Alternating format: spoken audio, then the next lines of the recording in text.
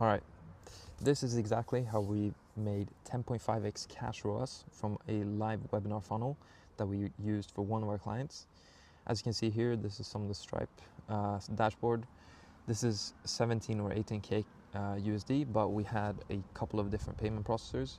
So not all of the actual payments got caught on Stripe, but the majority did. Some of the Slack messages from the client, and then the actual metrics itself. We spent 2K on ads, we cash collected $21,000, and there was an 10.5x cash ROAS. And so I'm going to be breaking this down into 5 steps of how we actually did this. And it begins with market research, and then the actual launch itself, and then the pre-webinar, the actual webinar itself, and then finally the follow-up that is super underrated, one of our strongest bits, and it honestly collected, I think, 35% more of the revenue just from the follow-up itself. Now, if we begin with the actual market research, a lot of people miss this out. They kind of just, once they try and run a webinar, they completely neglect this part, but it is super crucial. With this client, we had already taken a ton of sales calls, and we had already had a ton of coaching calls. So what we did was we connected Calendly with Fathom, so that every single sales call and every single call that he took, he connected Fathom, that basically analyzed his and recorded his entire call. Then we connected Fathom with Claude, so that Claude could then analyze everything that Fathom had recorded, so every single Fathom recording. We then created a .md file of the actual ICP itself. And so what we wanted to do is understand the ICP's pain points, meaning, okay, what are they actually struggling with? Their dream outcome, saying, they actually want to achieve X, Y, and Z. And then the current situation, the actual sex of the buyers. So for example, is it majority female or is it majority men? And then what age are they in? What problems do they have, etc. We want to collect so much info about these, your ICP, that when you actually, drive traffic, you want to know exactly who you're speaking to. Because if you just say, okay, we're going to market to everyone, like, it's going to be so difficult. Because if we make this a pyramid, you're going to have different layers of basically audience. You're going to have the people that are like very broad up here, and basically you're going to be able to reach a much bigger audience, but those people are not going to be as much in need of your product.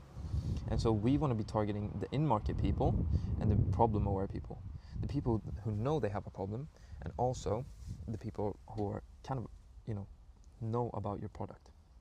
And so this is super valuable. We create this .md file with the ICP, and it's super valuable. You can use this in copywriting. You can use this when writing your slide deck. It is super crucial. And so what we then do is use this ICP file and basically give it to Claude whenever we want to write something. Super crucial. And so when we use Claude and when we use AI, we want to be giving as much context as humanly possible. So for example, we have the Fathom analysis. We have the brand, the actual brand story. We have his personal story. We have client interviews. It's super underrated. What we do is we have 3 client interviews. We take the YouTube transcript from those, and then we basically give them to Claude, so that Claude can literally, for example, the emails that he's writing, can refer to these stories, and then we can link them. That way we nurture so much more, and we give so much, it's so much more authority building, and people trust you so much more. And then once you've actually ran 1 or 2 webinars or whatever, it could even be like if you're have a ton of YouTube videos, whatever, you want to be giving content to the actual Claude, so that the Claude has a better understanding of your client's actual language and the actual idea and what the person is actually teaching.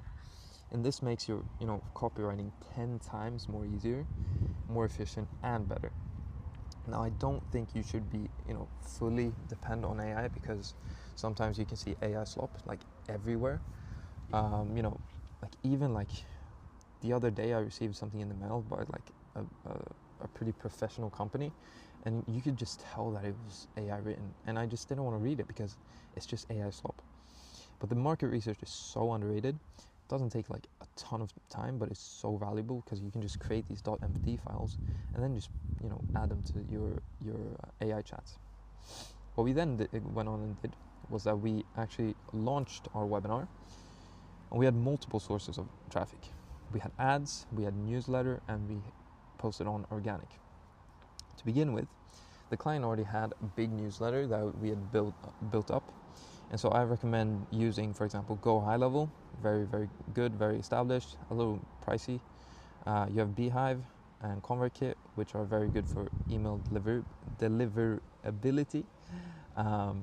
But all of these, email or email senders, super great. Just pick one and use it. But basically, we ran a couple of newsletters. For this one, we did 3 emails. So we did the first email, which was 1 week out, just a basic invitation saying you're invited. The second one is 3 days prior, and it's going to be a lot more value dense, saying, actually going through the actual topic of the webinar, and then in the end having a call to action saying, you can actually join this webinar. It's about like this exact problem. So click and join and register. And then the final email is basically just a final chance.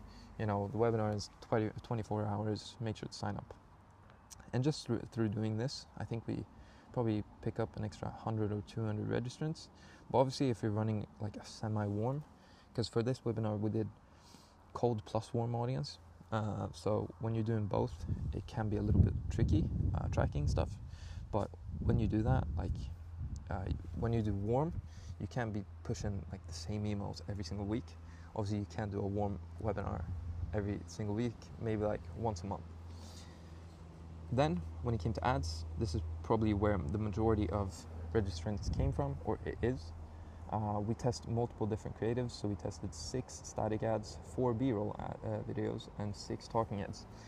And so what is important to actually keep in mind here is that static ads will almost always have cheaper cost per leads, because people just have to see an ad or static and then just move on.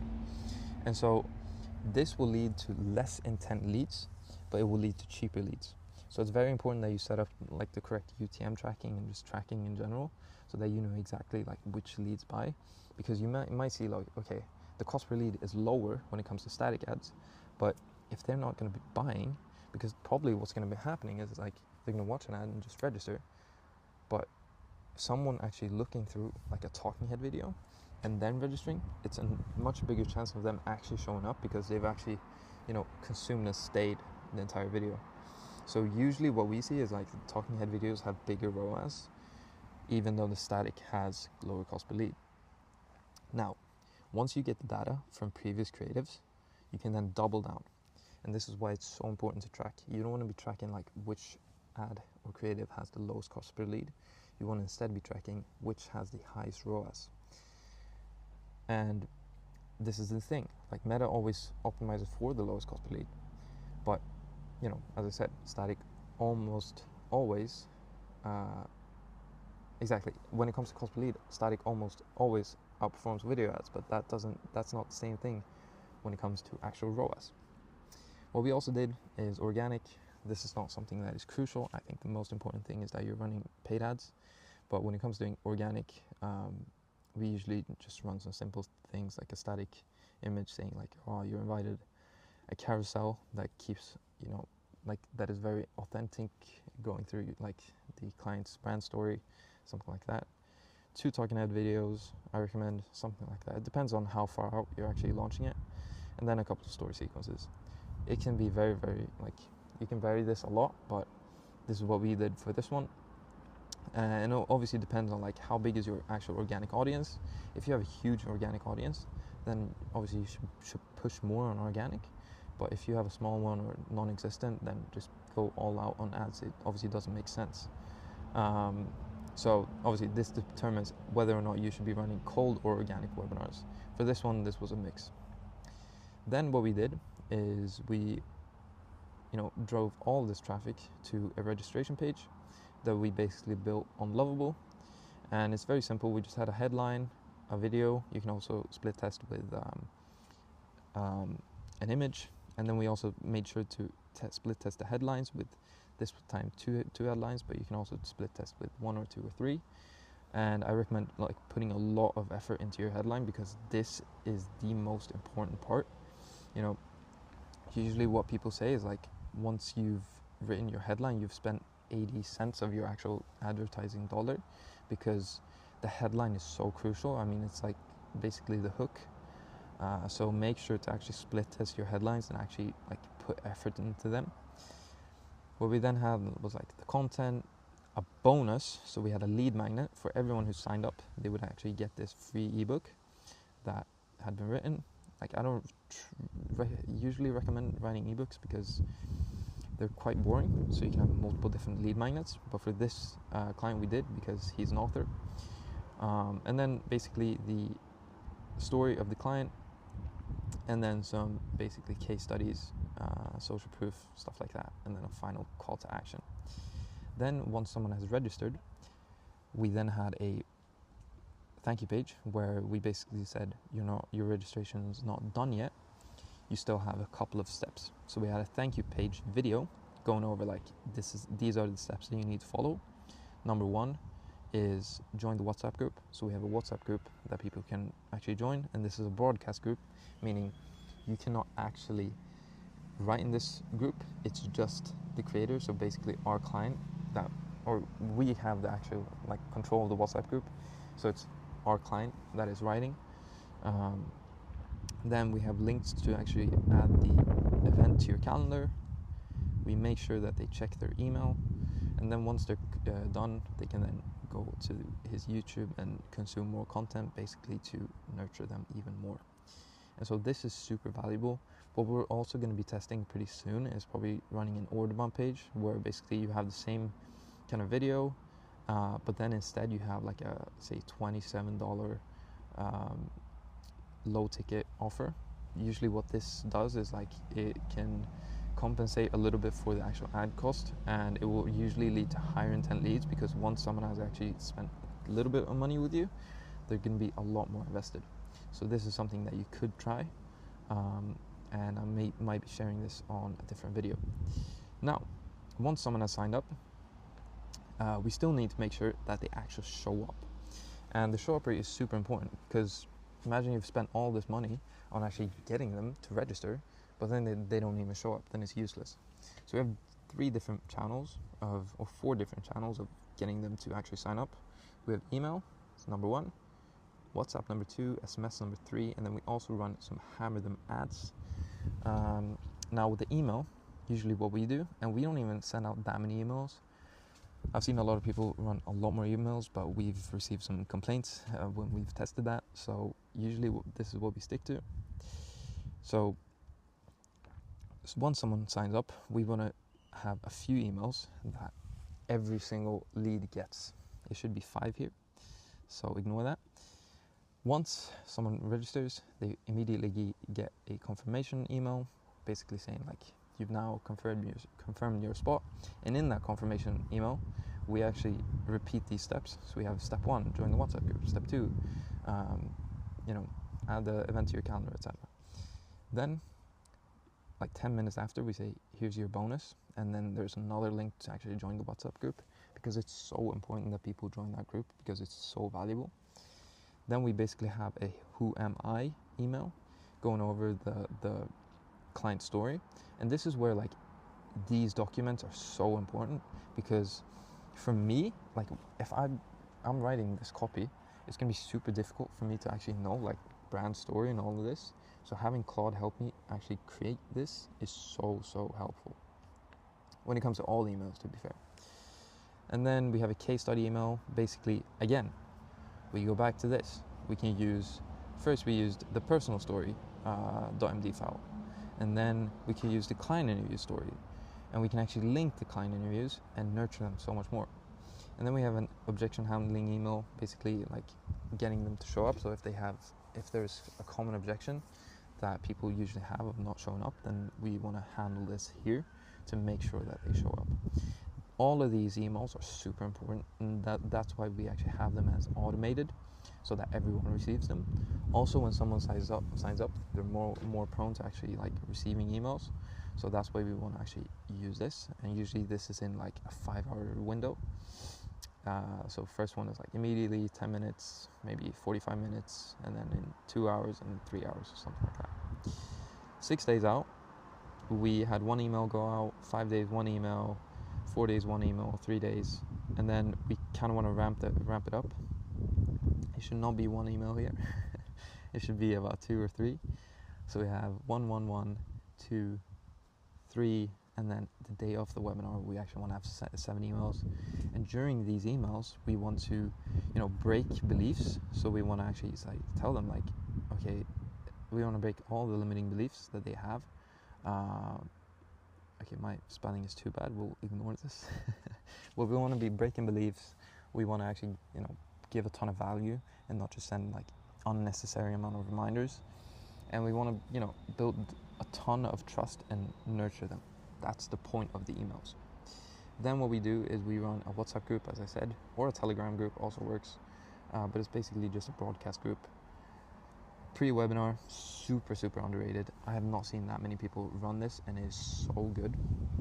Basically, in the WhatsApp group, you can, link case studies, you can send videos, you can send voice notes. It gets a lot more personal when you do that. And so what's so great about WhatsApp is that you can send messages as if they were emails, but they receive them, like the notifications, as if they were SMS, because it's like a regular SMS notification. So what we did is like 3 to 4 messages a day, the days leading up, maybe, the day before we run like an extra message. And then the day of the webinar, we do 9 messages. It doesn't actually have to be exactly 9, but we did 9. So it could be like, on the morning, 3 hours out, 2 hours out, 1 hour out, midday, 15 minutes before actual live, 15 minutes in, super important, saying like, you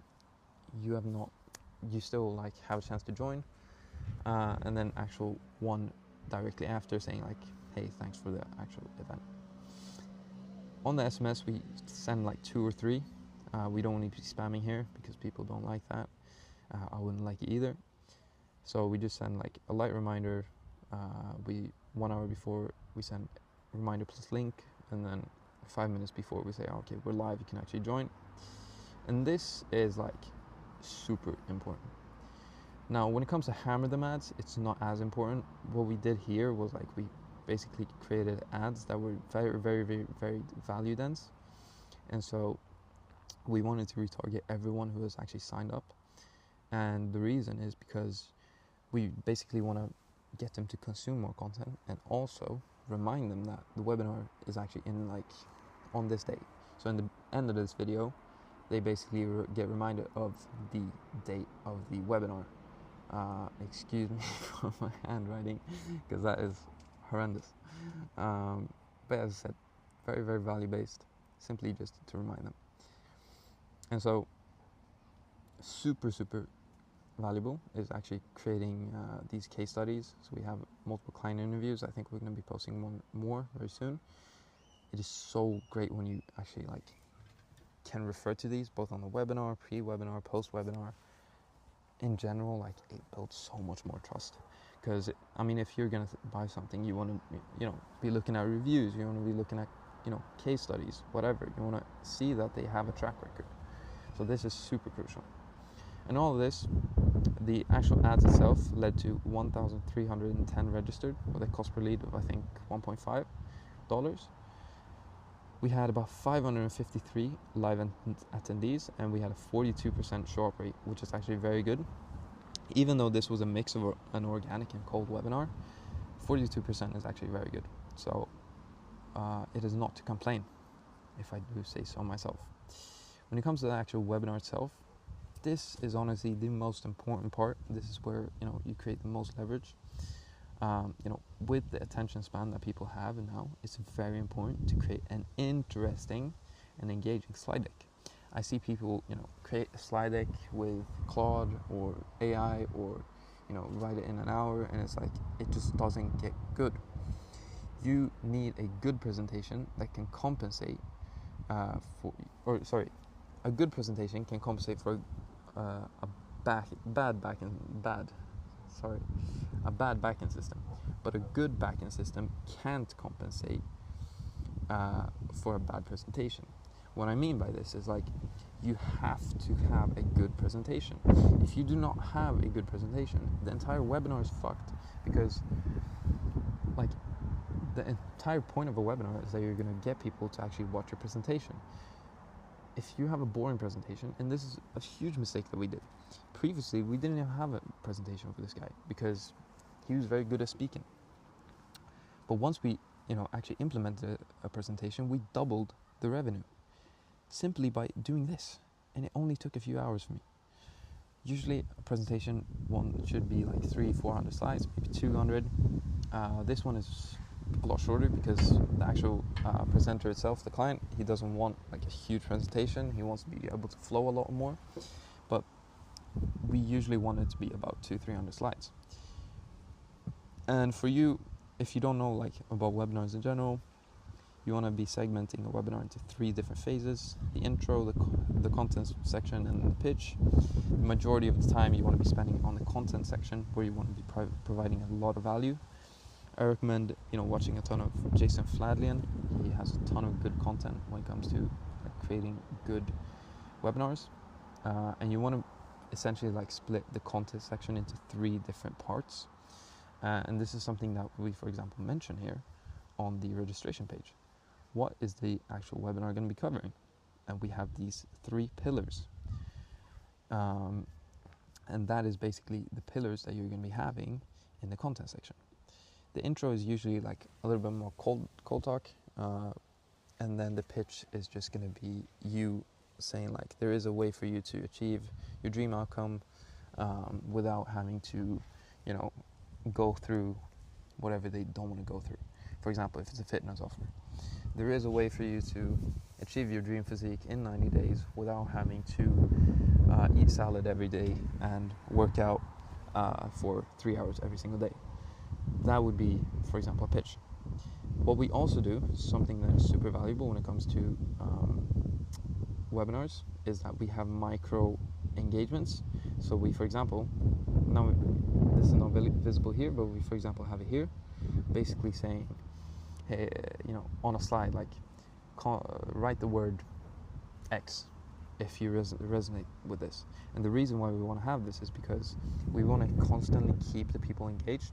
So by having a call to action for them to actually write something in the chat, it's so much more engaging because people stay active.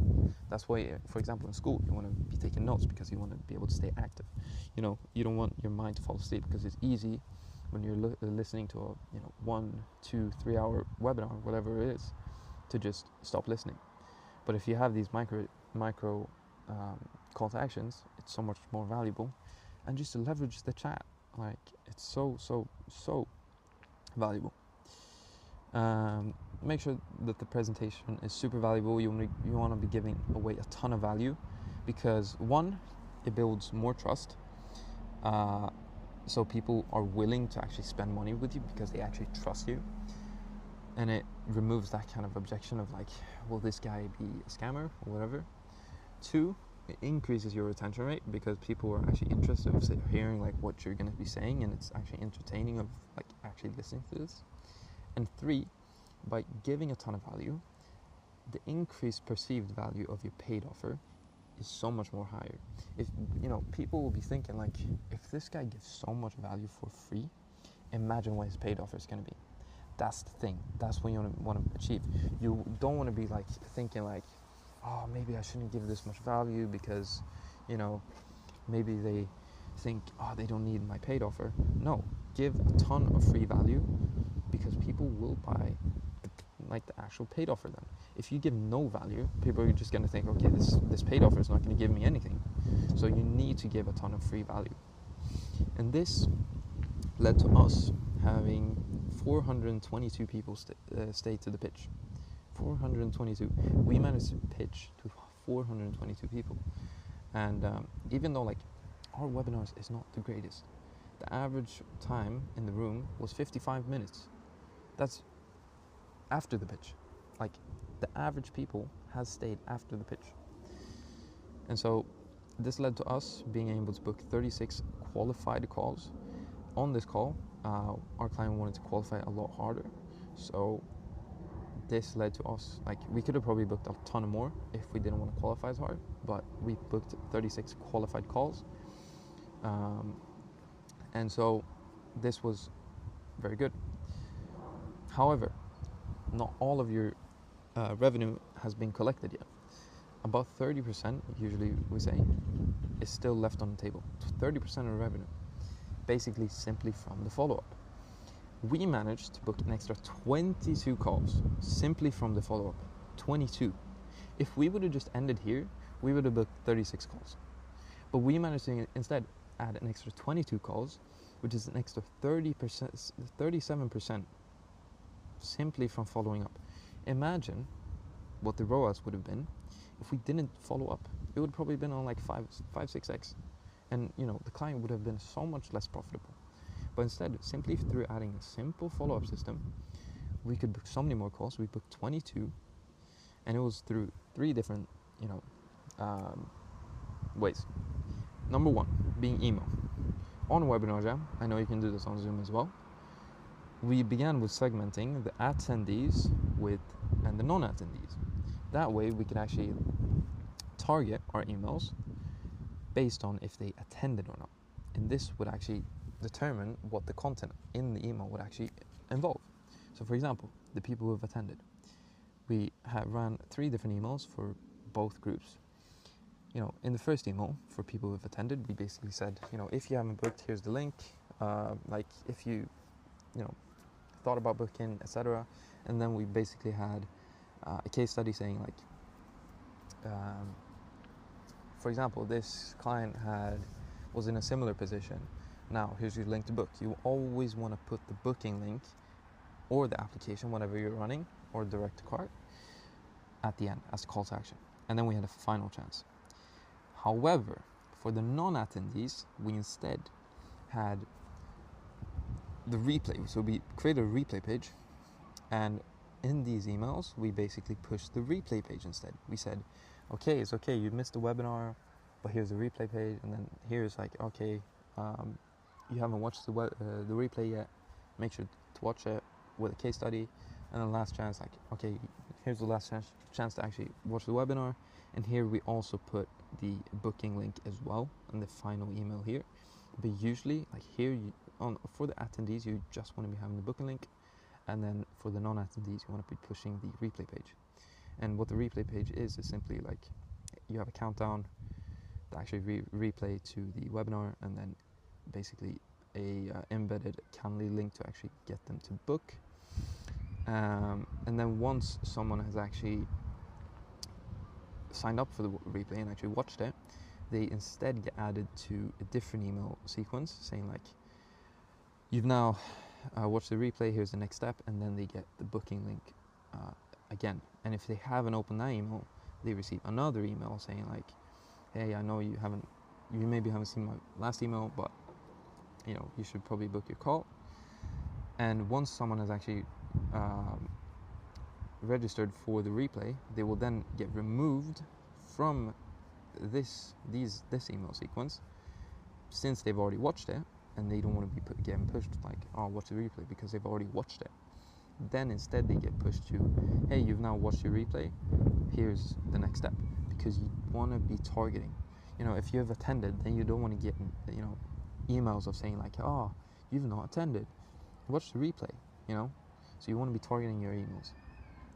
What we also leverage is a WhatsApp group that we created previously, and so we don't know here who's attended and not, which is a little bit of a disadvantage, but obviously you can't do anything about it. So we want to be pushing both the booking link and the replay page. So our sequence usually looks like this. The day of the webinar, like 15 minutes after the webinar, we want to quickly be pushing like the booking link, and then maybe an hour later, once we've actually uploaded the replay onto the replay page, we then can put like the replay page in this message. Like we probably run 2 messages straight after. The day after, we say like we run 3 messages saying like, maybe you want to be running a web video, and then important, you want to be saying like, there's this many spots left, or you want to be saying there's a ton of people who's booked, but you want to be creating a lot of urgency and scarcity. Usually what we do is like you have 3 days to actually book, 72 hours, and there's limited spots. We cannot promise you how many spots. This creates a ton of scarcity because we usually get fully booked. So this is super good leverage. Like if you are getting fully booked, mention that. Mention that in the emails, mention that in the WhatsApp messages. Say like, okay, there's been a ton of people booking, there's only 10 spots left, something like that. But obviously don't lie like that. You will notice when it comes off and it will not be as good. 2 days out, we send 2 messages, and then 3 days, obviously like the final chance, etc. What you can also do is like, you can say like, for example, if someone texts you or the client saying like, oh, thank you for the webinar, it's changed my life. Make sure to leverage that as well. We usually take a screenshot and ask them, can we actually use this image if we, blur out your name? And what we do is then post it in the WhatsApp group saying like, oh, this client has, joined the program, or this client has watched the webinar. Here's what they thought. And so when people see that other people has achieved their dream outcome from your mechanism, they're going to be so much more prone to actually buying.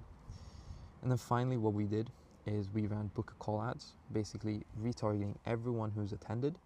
You could even do like everyone who's registered, to be fair, depending on like the size of your webinar. This is not crucial, and it is not like something that you should do in the beginning, but when you're scaling, it can be very beneficial. For example, our cost per call is usually around $30 to $40 for this client. However, book a call ads has now given us about $10 cost per call. This is from a webinar that we ran 2 days ago, and our cost per call is about 100 kroner, which is about $10 or $11. Our cost per call is 3 to 4 times cheaper when it comes to this, because people are already warm. They just need that final push. When we talk about like this, different audiences, you had in-market people, basically here, you had problem aware people, and then you just have a broad audience. You've now, the people who are problem aware have now moved here, and so they just need this final push to be able to buy. And so running different, like having different touch points with emails, WhatsApp, book a call ads, people will eventually, probably buy if they trust you, they are aware of your mechanism, and they've, had multiple different touch points of ads, messages, emails. So it's great to actually run these. They lead to low cost per calls, and we've seen great return on investment on these actual ads. Now, this is the exact system. There's a lot more going into it, but I tried to keep it as short as possible. Now, this can be a lot, running a webinar or any kind of funnel, whether it's VSL funnel.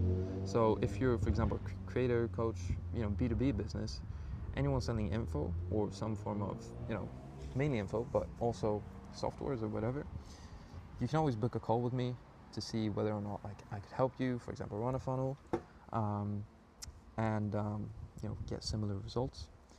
So click the link below, and also follow me on IG. I have the link below, and thank you for watching this video. You can probably click a different video if you want to watch it.